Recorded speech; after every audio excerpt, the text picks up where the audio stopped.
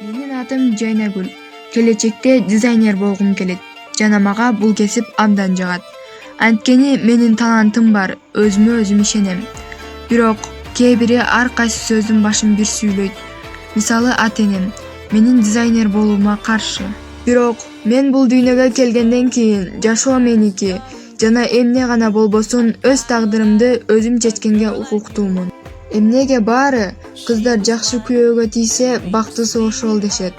Үнүн угушпайт, тандоо укугунан ажыратып коюшкан. Мен ишенем, кыздардын колунан бардыгы келет. Болгону аларды колдогон адам жок деп ойлойм. Эгерде жок дегенде бир адам колдоп койсо, ал кыздын өзүнө болгон ишеничи эки эсе өзөр. Азыр мени угуп турган кыздарга айтмакчымын. Эч кимди укпа, кыялдарыңа карай алдыга кадам бас. Жүрөгүңдү угуп, өзүң чечим чыгар. Жана эч качан баштаган ишиңди таштаба, аягына чейин чык. Өзүңдү башкалардан төмөн санаба.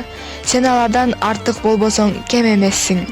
Кыздар эркин чыгармачыл жана бактылуу жашоого укуктуу.